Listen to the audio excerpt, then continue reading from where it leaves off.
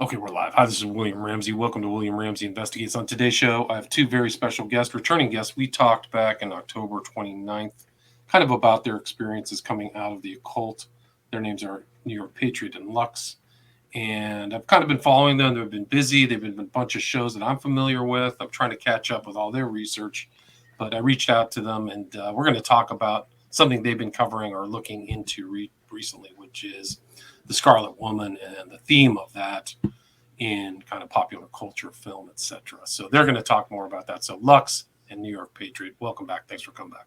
Thank you for having us on. It's an honor. Yeah, thank you. Guys, for people who didn't hear our last show, can you kind of do just a general recap of your backgrounds, kind of leading up to, what your backgrounds in the cult groups, and then your research leading up to the kind of Scarlet Woman theme? Sure, New York, you want to go first? I'll go first. I was an ex-member of the OTO. I left because I just didn't feel it was a safe place, and I just think it's a psyop in itself. There's a pyramid scheme outside the orders, in my opinion, just like there is on outside in the regular world. And started a podcast because I think people don't quite understand how serious the occultism is, or how much of it is in our faces. And met Lux, and then we started the Occult Rejects. Yeah, a former member of the Hermetic Order of the Golden Dawn. Similar story to New York Patriot.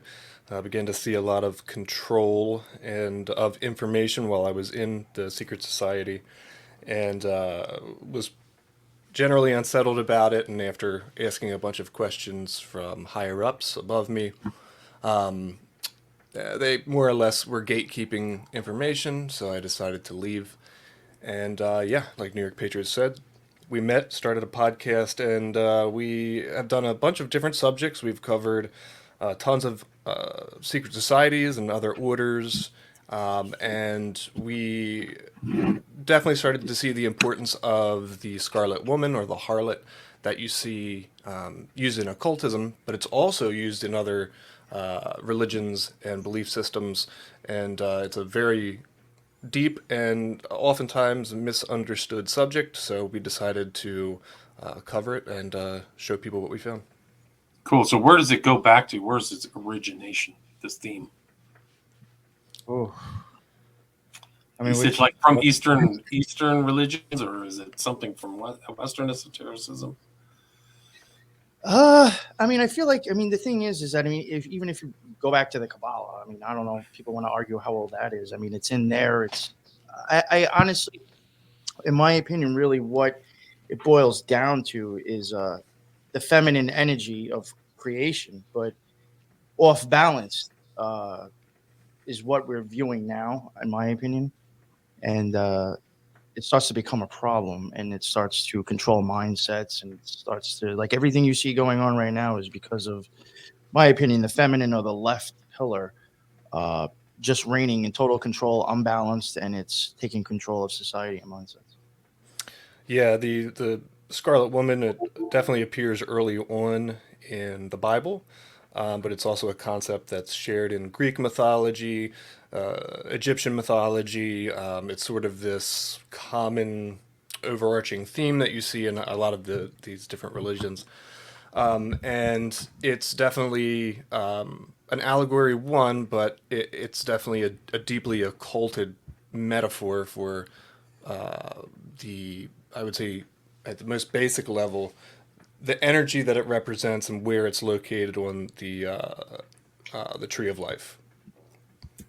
Gotcha. So it's a feminine representation of feminine energy that's twisted or whatever, right? Yeah, I'll be totally honest. When it comes to the Scarlet Whore, it really is a huge allegory for multiple things. It can show you how magic is actually done. It talks about, that's why I think it's one of the things that you really don't know that much about, is because if you started getting into that, it might start making other things make sense. Like, how is magic really done? What are people really doing when they're having magic? Because a lot of the sexual stuff, now I'm not saying that there isn't sex going on, and I'm not negating that, but a lot of stuff with the idea of the Scarlet Whore also represents other things besides sex. But even in the Bible, she is, or that theme, the great whore, is likened to sex. Oh, It yeah, says, yeah, yeah. Revelation 17. The great Yeah. whore sitteth upon many waters, with whom the kings of the earth have committed fornication, and the inhabitants of the earth have been made drunk with the wine of her fornication. So there is that in there. I mean, from that, even that's from a Christian perspective, not the occult Mhm. perspective. Yeah, and it's interesting the way that she's described in Revelation. You later see in Revelation that this woman is also given a choice, and that's when the new kingdom comes down. And does this woman decide to more or less join the new Jerusalem, or does she continue in her like debaucherous ways? And the energy that I believe that a lot of these scriptures are describing is the Scarlet Woman represents Banah on the Tree of Life.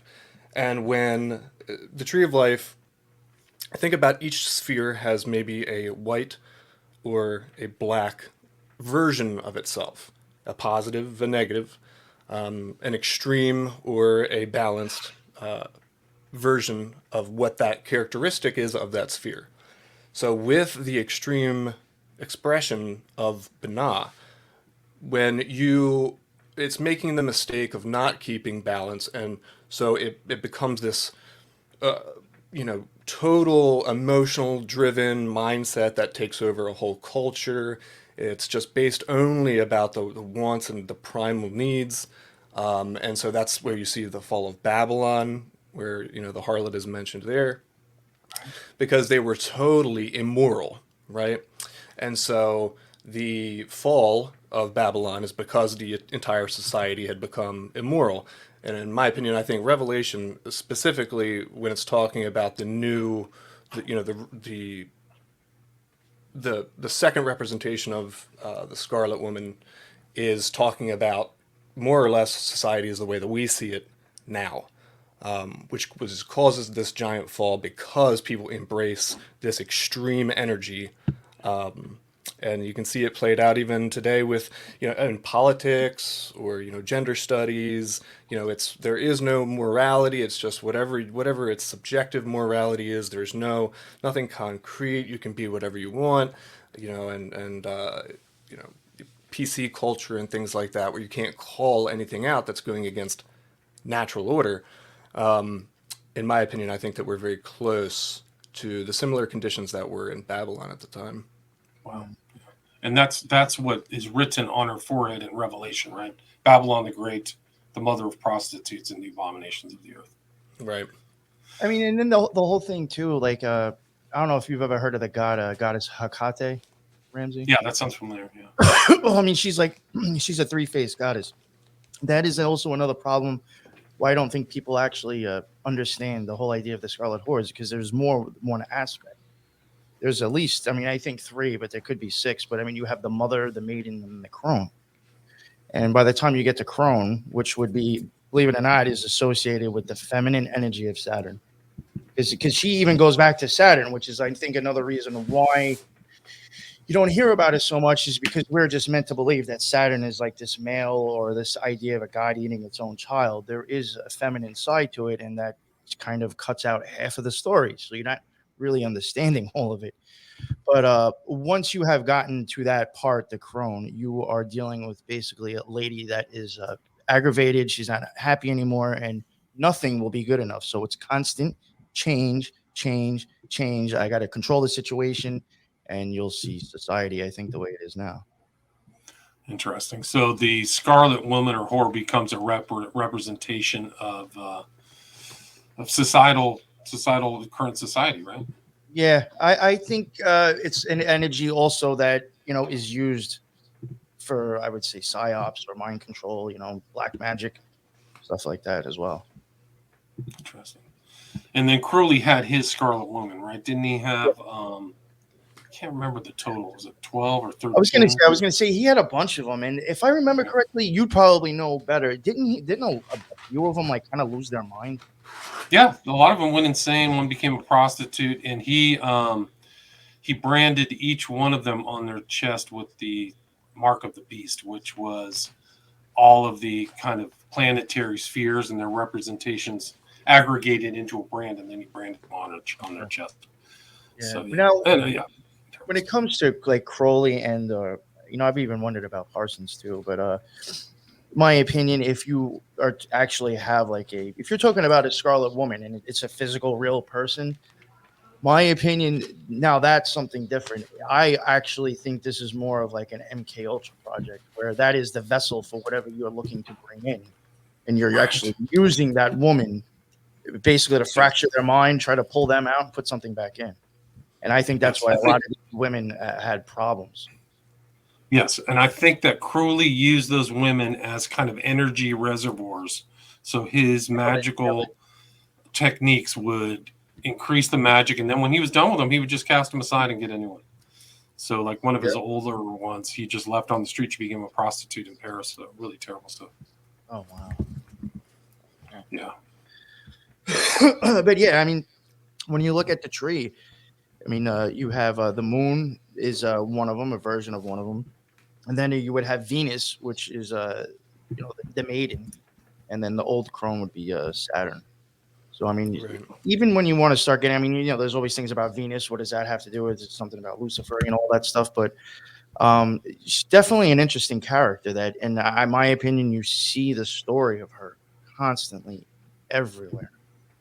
I mean, like we even just showed in our show, The Matrix, WandaVision, the movie Mother. That's, in my opinion, one of the best movies you could watch to explain the Scarlet Whore. The movie, really, wow. Yeah, with an exclamation point. That is all about it. And after we get off, what you heard us say, if you thought about that as you watch the movie, you'd be like, wow, I see it. Because it's all that movie is her constantly getting bothered by what her husband's doing and then trying to control the situation, control the world, or keep everybody in like a little cute like little box, and just mother's going to keep you safe, stuff like that. And it starts to at some point you don't let somebody be who they are anymore, and in my opinion that's not love. Woman, and that was from what, 2011? The Woman? No, which film is a mother. Mother. Sorry, jeez. Yeah, it had the girl from oh man, what was that? Hunger Games. With Darren, gotcha, girl with Darren Aronofsky. Yeah, And people thought that was very mysterious. Yes, it's very weird. I mean, even in the movie towards the end, you can see the representation of Jesus. You're right; she gives birth, and this baby is supposed to be pure. But then, once she's given this baby over to sort of the other people that reside in this house, then they tear the baby apart, and it's a total representation of like the sacrifice of Jesus. And so that movie is super loaded. I highly recommend everyone give it a watch, because it's good. I mean, the movie's great in itself, but it's telling you a much larger story. Interesting. Wow. I mean, and that's it. And I thought I saw like something in some of your research. You included, I think it was Little Red Riding Hood, or there was something from a Disney movie or cartoon, right? Is that something? Oh, yeah. Yeah, there's tons of them. The Little Red Riding Hood. I know that New York Patriot found a couple other ones. I'm trying to think. Well, we covered WandaVision. It's so funny that those first two, I feel like they were so long ago. Because we have like 5 episodes of it. So, right. I'm trying to remember what I included. But Little Red Riding Hood would be. Oh, I mentioned Nightmare on Elm Street. Oh, interesting. Yeah, because a mare is a horse. Now, like if you were to look at the chariot card, Ramsey, you'll see that, depending on which kind of card you're looking at, but you normally will see a black and a white horse. That's for each pillar. That's representation of each pillar. And a horse, a dove, maybe like an albatross, those can all represent like the right pillar, the white pillar, and that can show like it rising or the energy of it building up. And then you would have a black horse, a crow, bees, what else? Ravens. That can all show like the energy of the left pillar or the black pillar. And you'll even see that on the chariot card, how they're both like kind of like splitting apart in a sense. Which tarot deck? If you look at the magical golden dawn one, that one I know because I used it for myself. But yeah, the golden dawn, that one's That's such a crazy deck. But yeah, and then she's also represented really crazy in that deck as Oh, the that's star her as right well. there. That's her right there. So the Empress. Yeah. Yeah. And then you would see like that would be the, the thing behind her could have been the veil or whatever you want to call it. Yeah, Interesting. because the way that for people who maybe don't know too much about the tree of life, when you look at the tree of life, right, you have a left pillar and you have a right pillar. And sure, there's a middle pillar in between. But for the left pillar, it's total representation of the feminine. For the right pillar, it's the representation of the male. And so Bana is more or less, the sphere that's associated with the Scarlet Woman. That is the third sphere from the top of the tree. And so think of that as sort of like a much more higher level sphere than the others because it's so high on the actual tree of life. So what it's representing is Bana is it's represented by the number three, but it is sort of the great grand, the mother of all things. That's the way occultists view it. So whatever that energy is associated with that sphere, by using your will and rituals and things like that, you can begin to channel that energy down through the tree and then into our world itself. So that's why you'll often see a lot of times, like for New Year's, for example, there were a lot of really crazy alignments. We were kind of worried about New Year's, for example, but the the hour that we entered midnight was the hour. It was the fixed planetary hour of Saturn, which is the same representation. It corresponds to the same sphere, Bana. So it's expressing, this extreme version of itself, which does lead to chaos, which does lead to, mimetic warfare, great intelligence, but it's being withheld from people. So that's sort of Interesting. what that sphere represents it as an extreme, and yeah, we honestly kind of hypothesize that these people who in dark occult groups, black magicians, that they're drawing some of that energy down into our world, and then I think it's pretty clear. I mean, it's systematic of what we see going on now, so definitely corresponds. Corresponds into our present world. Yes. Exactly, right. And with very experienced magicians, and especially doing it over a long period of time, it's so simple, but yet so complex because they keep all of this stuff hidden from us. So, if I'm a black magician, dark magician, occultist, and I want to channel that energy down into Earth in its most extreme negative form, then I'm going to do rituals, I'm going to do meditations in the certain planetary hours that correspond with that sphere and with that planet. And, of course, using all the symbolism involved with the harlot, you would integrate that into rituals. And, yeah, so it's not as, I don't know, it's not as tricky or crazy. A lot of people think that magic is just, like a wand and you have to do all these certain movements, but it really can be just that simple. I want to draw this energy down into my reality. Okay, well, I'm just going to meditate on that energy during the hour that it exists, where it's most prominent. So, Interesting. And sorry, please continue. Go ahead. Yeah, I realized that I actually forgot and stopped what I was saying about Nightmare on Elm Street. I totally forgot. I skipped over that. What I was getting at is that the left pillow would be the black horse. So now you have Night, Black, Mare, and Elm Street. I don't know if you know this or not, Ramsey, but like when it comes to trees and stuff, they're based, cedar, pine, elm. They're all feminine. They're all male energy because they're like a phallus. They're growing straight up. They're projective. They're growing higher than everything else. So there must be male energy to get up that high. So now you're talking about basically a black horse on the male energy with you know what I'm saying? If you look at it that way, and you could easily see him as maybe possibly being the beast if you think about it, chasing around the Scarlet Whore. Right, interesting. Johnny Depp's in this movie too. I forgot that. Yeah. That's 1984. he gets sucked into the bed and then spit all over the wall. Right. Wow. So, I mean, it looks like there's themes of mind control here too. Like it's got the hand over her head and stuff. I mean, and I think added into the beginning of part 2 of that. I mean, my opinion, I hate to say it, I even think Mary Jane and Spider-Man. Interesting. Same story. It's a love story between the two energies. That's why he's red and blue, because those are the top 2 spheres when you come into physical existence. It's red and blue. Right. She has the red hair, right? Scarlet Woman. She's the one who inspires him. Right. So that's his Scarlet Woman, just like Jack Parsons, right? The red-haired woman. Yeah. Interesting. Yeah, so I thought those were little interesting things to throw in there. I mean, I even think the Statue of Liberty is a form of one of her too. Right. I mean, isn't it? It's not a Hecate. It's a representation of one of the goddesses, right? I forgot which one. Yeah.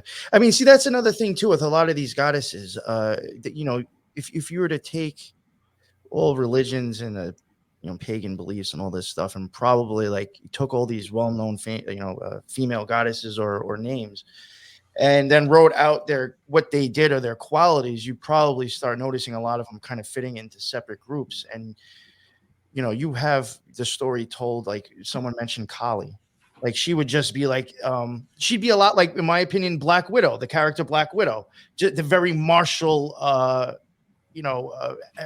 violent feminine nature, more of like Athena, because she set wars off. Right. There's Mary Jane too. Yeah, so like when you Total Scarlet Woman. look at that, I showed Ramsey something new. He's like total Scarlet Woman. Yeah, no, it's all there. I mean, even if you start looking at the colors, like see, like that one, she was showing like a reflection almost of his head going down the other way, a reflection of yourself. Right, his head's missing, but it's upside down now, as above, so below, and she's the one pushing him down. Right, and almost the white light of God. Yeah, and she's standing over, sitting over the mass, so meaning she's more in control. And like even her legs are almost making an upside down triangle, which normally is representative of pulling in from the abyss into this world. The upside down triangle is used a lot for that, to show that. I mean, something. If you slid her up on the angle, he would be making the triangle up, and she'd be making the triangle down, right? Yeah, this actually almost reminds me a little bit of a picture that I saw in an Elvis Levi book, where it's like this guy who like has his arms out and they reflect on the bottom. I can't remember the name of it. Is that the what's the statue that they worshipped? I can't remember right now. What's the stat? It was Baphomet, right? Doesn't Baphomet have the symbol of the above below, like right here? No, I guess not. Yeah, no, it was a different, really weird one. I think it's in his book. I don't remember exactly what book, but it's. You think if you go down a little bit more, you might see it. It's kind of like the Seal of Solomon or something. Yeah, it's something like that, but it's like a guy might be right above it. It's kind of like showing his top body and then the bottom part making it, the reflection, making it a whole. Actually, reminded me of that a little bit. If you could click on one of those tarot images, William, that'd be great. Of the devil. Of the Baphomet? Yeah. This one? Right. Oh, you see the same representation in tarot. It's too bad we didn't have a version of the. Could you maybe just Google the devil card from the tarot just real fast? Oh, you know what's another good movie too? Maybe you've checked out, or I'm sure you know Rob Zombie. I mean, guys. Yeah, I've heard of Rob Zombie. No, but I'm saying, I don't think he hides like what he's into. Right. I don't think so either. No, if you watch Lords of Salem, that main character who I think is his wife, that is a story of the Scarlet Whore. Wow. Yeah. Wow. Yeah, because at the end it shows you in a sexual way both energies rising, and it shows her riding the goat and everything at the end. Right. Really? Wow, that's great. So as far as the devil card goes, so in tarot, right, basic way to, I'll just break it down real quick, is that with tarot you have a major arcana and you have a minor arcana. Major arcana is a representation of the different spheres on the tree of life and their characteristics, and they're considered the big cards of the tarot. And then you have the minor arcana. Now each one of these cards corresponds to a sphere on the tree of life, and that's based on the Hebrew alphabet. And as far as, so the Hebrew alphabet has 22 letters. Right. And the tarot for the major arcana has 22 cards. It's not by mistake. They're directly correlated to a Hebrew letter. Now, when you look at the corresponding card to Saturn and its sphere, that is the Devil card. Interesting. So very interesting that the Devil card shows up with Saturn. And you can take a look at the Devil card itself, and you'll notice that it's a male, and I think it's a male and a female, but they're both in chains. But if you look at the bottom of their feet, they're actually not tight. The chains are not tight around their feet. They're more or less being kept in slavery by their own will, by their own volition, because they're not choosing to take the steps that are needed to escape this Saturn-like energy. And yeah, he's doing the as so above, so below, and then the inverted pentagram, which would be showing energy coming down from Binah, and then eventually down into our reality, which would be, Malkuth. So Yeah, I even believe the wings show that like neither are rising or falling as well. Mm-hmm. Right. So it's expressing that this, and it's interesting that it's a male and a female talking about how those are the energies that are being manipulated or controlled by that card, by Saturn. So definitely a complex card. And in the Hermetic Tarot, which is the one that I had to use because I was in the Golden Dawn, there's so much imagery on that card, it's bananas. So it's like Really? Wow. you could break down that card for hours. It's just nuts how much they have in the symbolism on that card. You know what is, and you don't have to look it up, but I think it actually blew my mind when I read it, and I was like, wow, was this one of the most honest things that maybe Crowley actually said? There's the Lover's card for the Golden Dawn magic deck, and in that it kind of looks like either a man coming out of the water or coming down. A lot of these cards, you can look at them in multiple ways because it can show as well going up the path or coming down the path. There's two ways to everything on that tree, at least. So those cards are showing you basically like two, it could even be more than that, but they're showing you a few different stories with one picture. That's how people don't totally understand what they're looking at, because you may think there's just one or two ideas and there's like another two or three, so you're missing everything. But in the Lover's card, there is a female chained to, it looks like a rock or something, and then there's this guy coming out of the water. He has a sword in his hand, and it looks like he has like fins or feathers or something for his ears. And it looks like neither he's coming to save her, maybe.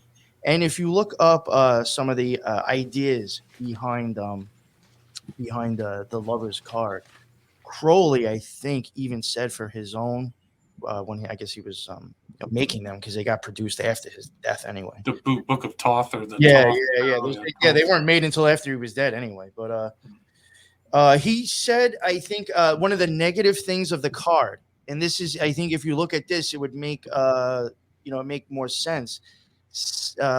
Self-pity for others, and if you look at wait, I'm sorry, I'm saying it wrong. Basically, we're saying that that you will lose yourself due to pitying other people when they don't need it. There's something to that effect. And that's exactly what I think is being done in that card. She's playing the damsel in distress. I need help. Come help me. And out of self-pity for something that had nothing to do with you, now you got wound up.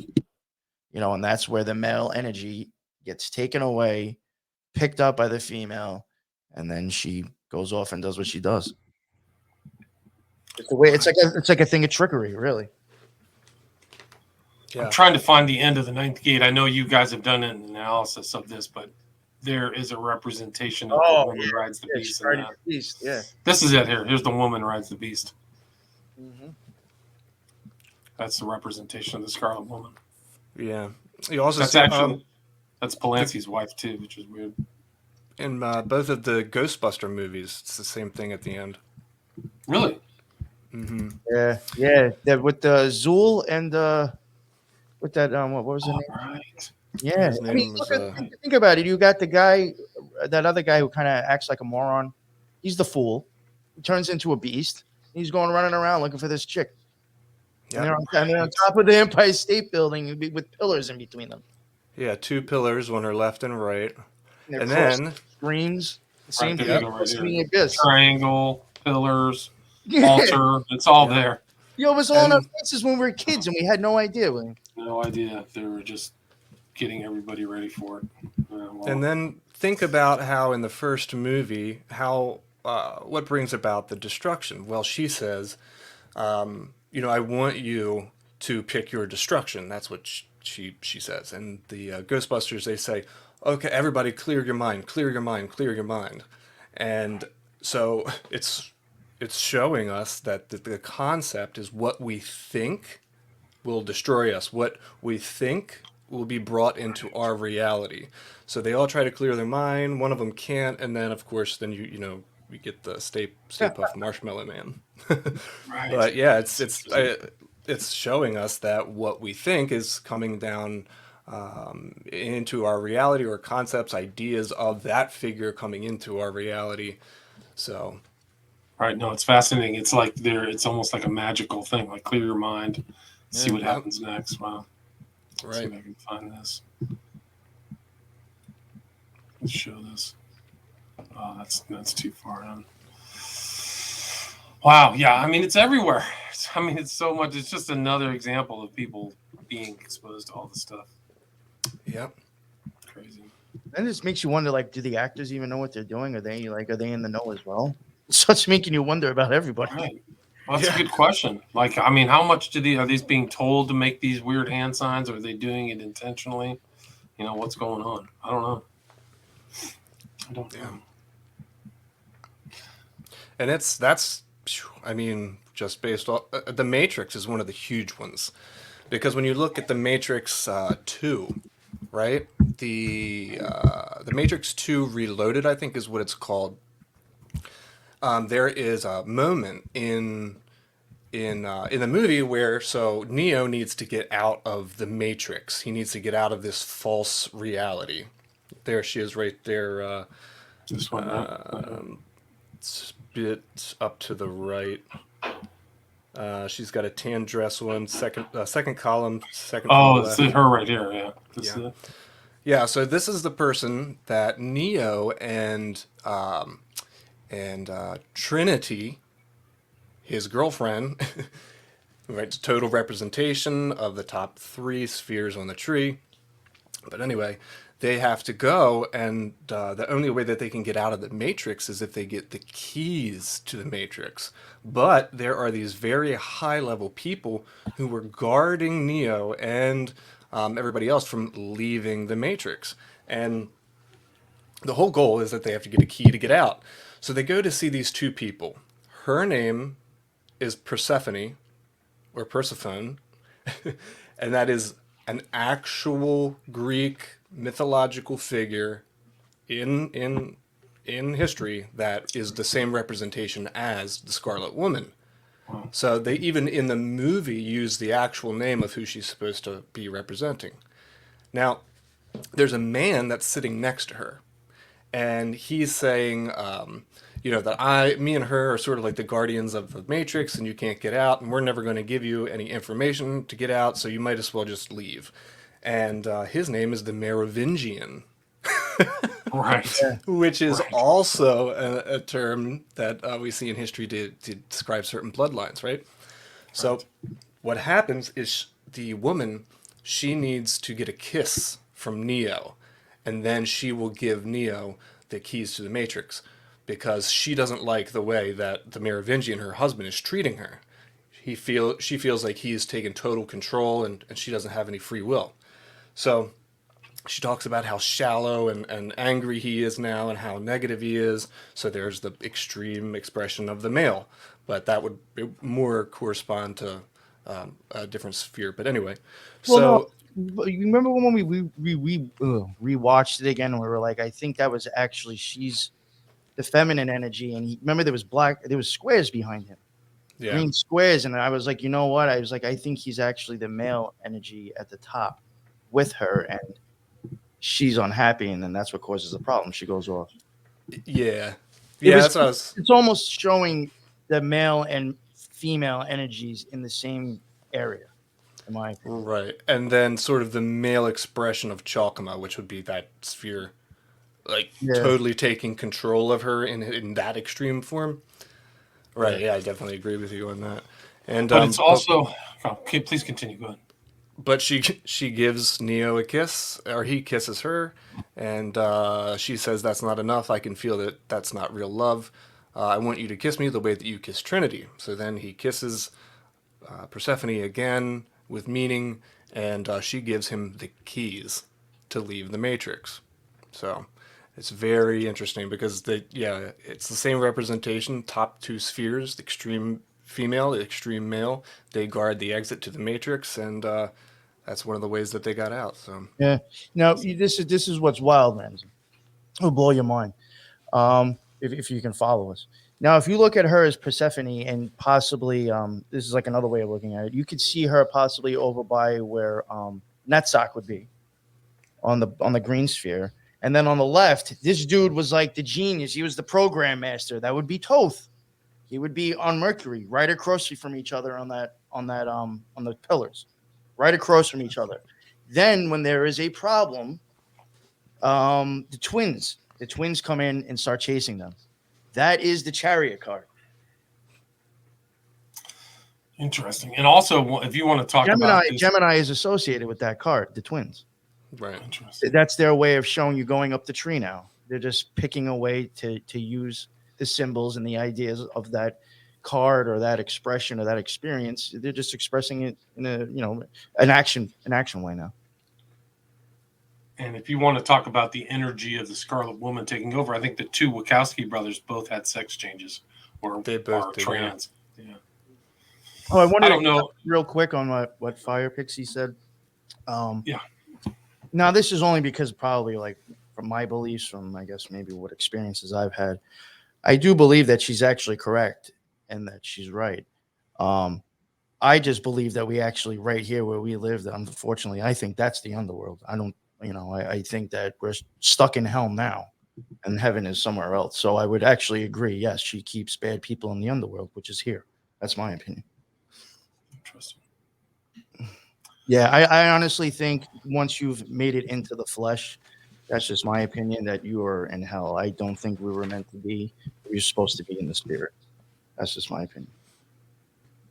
In the spirit, we are still, we are closer to God. I don't think we were meant to be this far away. Right. Yeah, I definitely agree with that. And it's a most dense on the tree of life, right? It's the lowest on the entire tree, so it's showing the very bottom. We are in the basement, if you want to compare it to that on the tree of life. So Interesting. What's your guys' thoughts on the Scarlet Witch? Oh, it's the same thing. I mean, Same thing. that show will actually show you everything if you know how to watch it, right? I mean, we covered parts of that in our first episode. I mean, they show you that. I mean, they even show you a Matrix if you want to believe in that. But they show you the air. They show you the whole Yad He Vad He. When she gives birth, they actually show you the whole Yad He Vad He formula. Fire, water, wind, and then the baby is birthing in the new aeon. That's the earth part. But if you watch that show, they start having electrical problems, stuff starts sparking, things are going off in the house. That's fire. I mean, it's electric, but it's the same thing.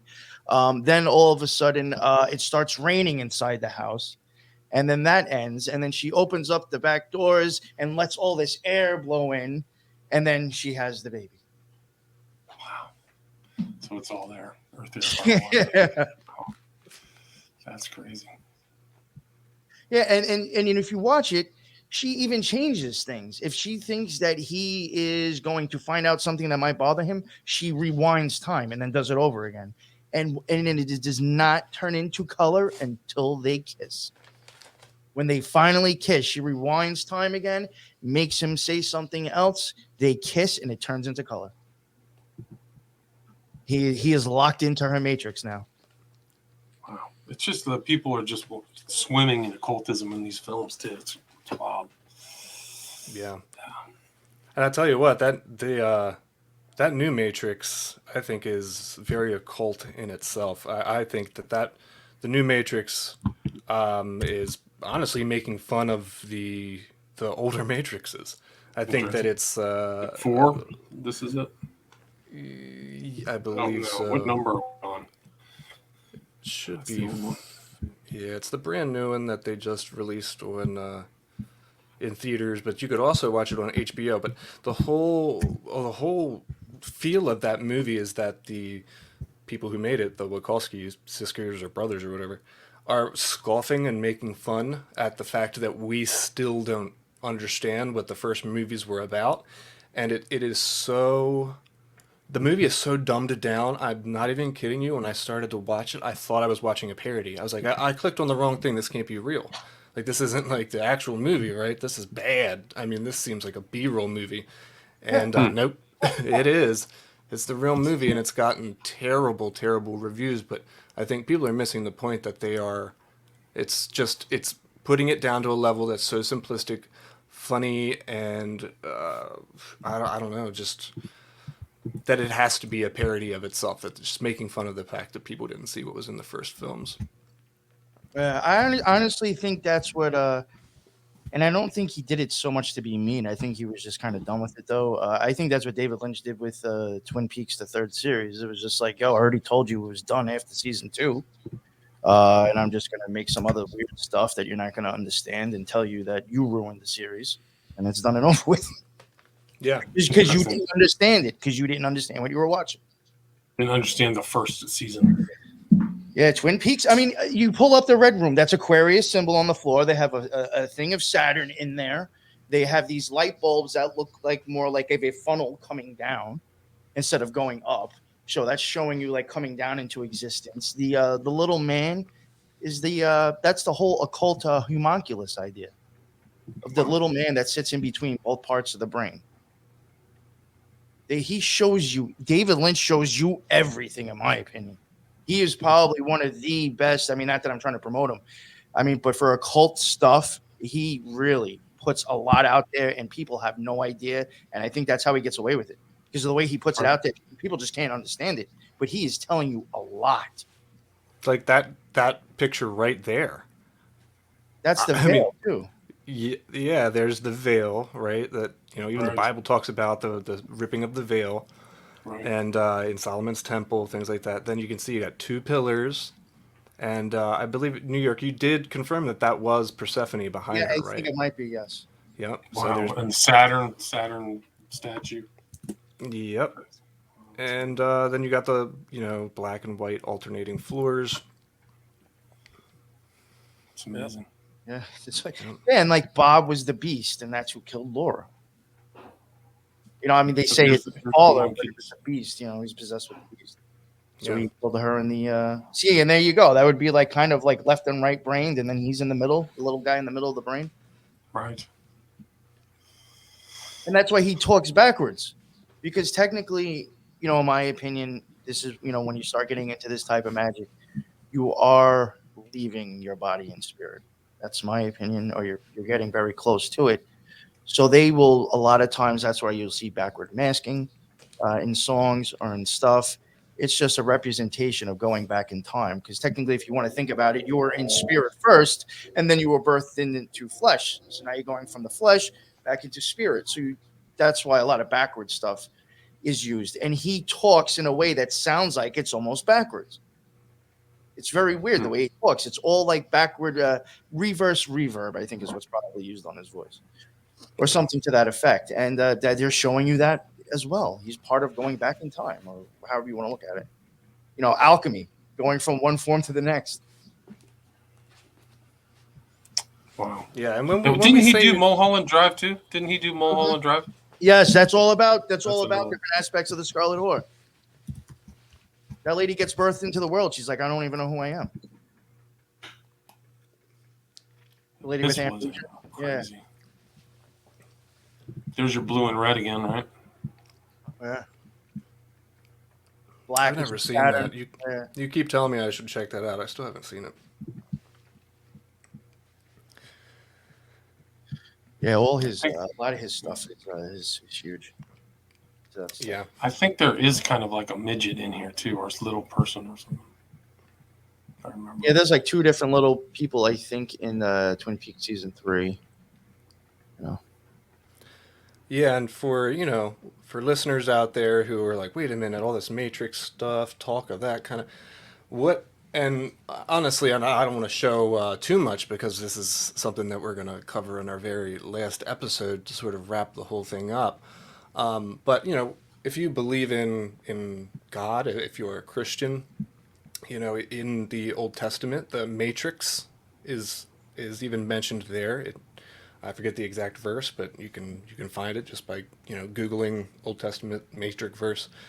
But it talks about he who shall open up the matrix, take it away from, or give into, or something like that, right?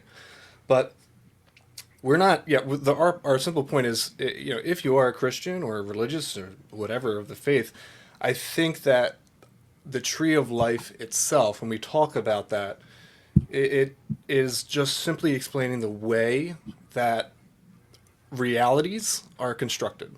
It's just an outline, a rough outline for the way that sort of, how it says God laid the firmament. So I just think it's showing the structure of space and time, and nothing. I mean, besides that, it's totally loaded. But I don't want Christians to get the wrong opinion as though we're trying to say that, oh well, there's no way that this correlates or relates to Christianity at all. I think it's just showing the structure of the house that we live in. Right. Yeah, I mean, there's even symbols that, I mean, as crazy as it sounds, when you start getting up to the top of the tree, I mean, in my opinion, it even shows like, energy or like heart rate. You start actually seeing symbols that if you change them around as you move up the tree, it would show like her legs on crossing. If you take like this, if you take the sigil of Saturn is kind of like two triangles, kind of, and then a thing through the middle of them. It looks like an up peak and then a down peak and then a line through the middle of it. Now, Aquarius is ruled by Saturn. All right, you see that? Yeah, there you go. Yeah. Now, well, actually, this is something I don't even think I've gotten into on my own show. Shit. All right. Oh well. And then Aquarius is ruled by Saturn. Now, as you saw before on the David Lynch stuff, the Aquarius sigil is just the two waves, but they're not crossing. They're not crossing. They're actually kind of moving together, but not touching each other, not crossing. When Aquarius, now the Scarlet Horse, she has her cup, right? Right. She holds that cup. Aquarius is now a bucket. If it's made out of wood, that's even more a version of a male, spilling out. You uncross her legs, and then you get the Aquarius symbol, which is the male free from her energy. He is not ruled by her anymore, and he is spilling out. And yeah, and to add to that, the left pillar is known as being the pillar of the feminine, which would be Binah, Gabora, and Hood. But it's also called the pillar of severity. So it's showing you that it's these energies taken to a far, far, far extreme. So that's controlling of the at that level would be in its most extreme form, controlling of the male, the energy of the male, the characteristics of the male. I mean, even like I think I mentioned earlier, and I wanted to try to mention it before we ended. Okay. About like the bees, because I think if you do watch Mother, you'll maybe get a little bit more of an understanding of why she's drinking that yellow stuff. Okay. With bees, in my opinion, well, one, they have they're black and yellow. Black would go with the sphere with Saturn, the left sphere, and yellow would be for air, and air and water are both associated with Binah. Just depends on which the male or the female type thing that you're looking at, but they'll both be there. So those colors do kind of match if you want to like look at them in an occult sense and use them for an occult sense as that part of the tree. Now, bees also have a hive, and they are ran by a queen bee. All right. And then they all listen to her. Now, also, when bees have honey, scientists think that they start to defy gravity somehow, because they say that with their wings, they should not be able to still fly holding anything. It just doesn't make sense. There is an idea out there that somehow maybe they're defying gravity. But in my opinion, with that idea out there, I don't know how old that idea is. Maybe it's old. I don't know. I could be wrong. But the Scarlet Whore, she already has the milk. She's the feminine energy. She's got the milk. Now she's got the honey, and now she's rising up. And that's why you're going to see that chick in that movie. Every time she's having a problem and she's not happy and she's getting headaches, she goes drinks this yellow stuff, and then all of a sudden she's back to normal and she's taking control. Wow, interesting. Yeah, and isn't there something to do with? She stops drinking it, because by then it's like, all right, I've already got you. We've had sex. I thought there was something like Masonic having to do with the beehive or something. Like nobody knows what goes on inside there. Oh, probably that too. Yes. Yeah. I mean, even there's like, how, I mean, I've even mentioned how I thought Pepe really isn't what everybody thinks is. But even if you watch that movie Mother, there's a part when she goes downstairs in the basement and like she opens up the door, and like the only thing that comes out is a frog.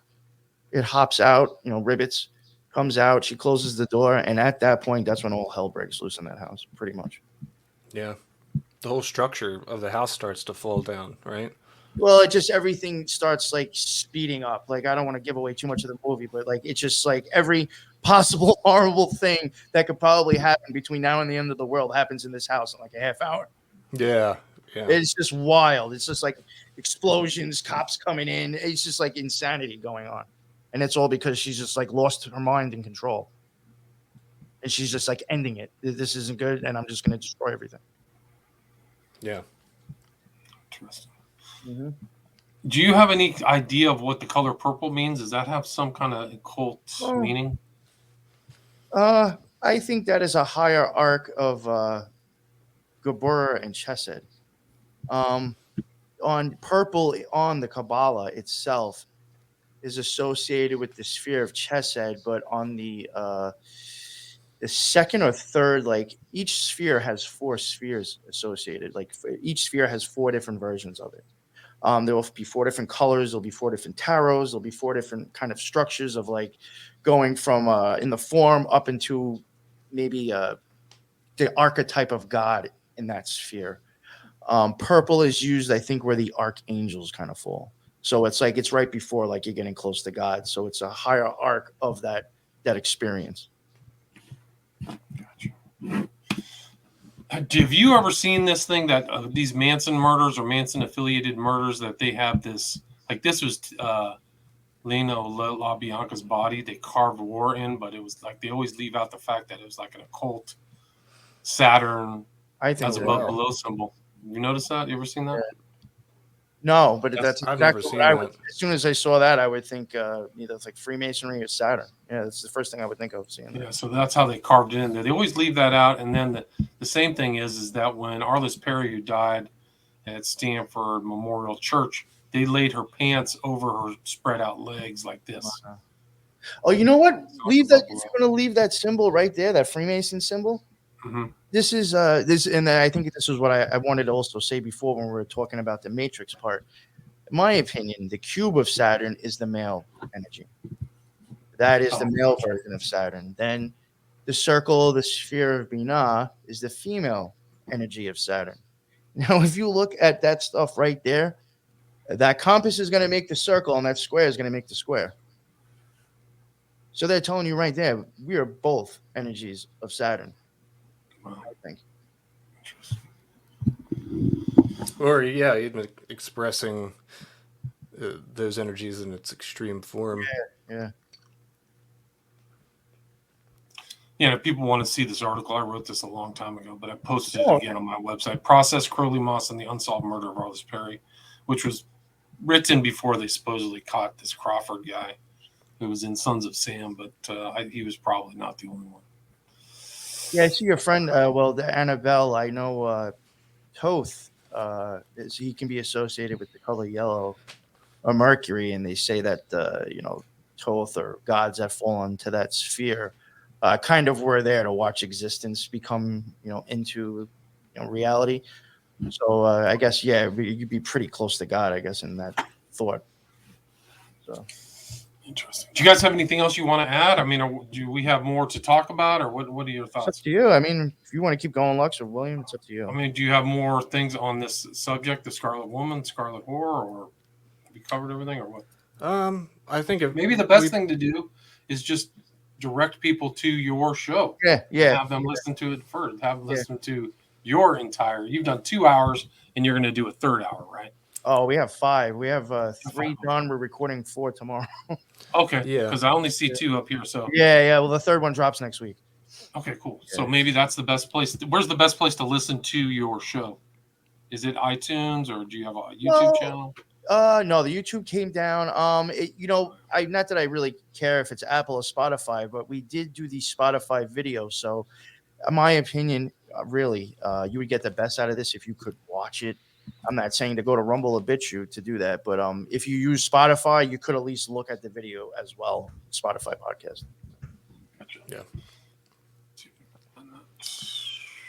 Yeah, and it's been a crazy series for us to do because, like I said, it is in so much of expressions in religion and in history. You see the same expression of this figure over and over again, and that it's just very difficult to sort of wrap up in a short amount of time. So that's why the series is so long, because we wanted to just give people as much information about the subject as we really could, because it's very confusing for people who might not know about the concept. So we even had to start from just that very basic place of where do we see this figure all the way to the end of where we're going with the series. So definitely suggest everybody check it out. No, it's a lot of time, but it's really worth it. And by the time that we finish up episode 5, I think that it's really going to help people to see the occultism that is all around them, how it's being used against them, how you can take that power back and understand these concepts so that you can recognize them in your daily life. And I just hope everybody checks it out. And I would definitely not suggest maybe just watching one episode. This is not for views. It's not, but we're telling a long story, and so just to understand the whole story, you really have to kind of watch all the go episodes. Through. And you guys have done 3 parts on Franklin Cover Up. You've been on a bunch of other shows, Jehovah's Witnesses. So you guys have been very busy doing research. I remember you guys were doing the Loyal Order. Not the Order of the Moose, but the... we covered them too. Quetzalcoatl, the Shriners. Shriners, and the Jesters, that's right. Jesters. Yeah. So we even covered Rando Nautica, too. Say that again? Rando Nautica? I don't know what that is. Oh, it's an app. Oh, wow. You got to check this out, William. Okay. This is maybe another show. This one right here? Rando Nautica. Yeah. Is that an app? Yeah, it's an app you can use. I think somebody told me about this, that it's super creepy. It takes you somewhere, right?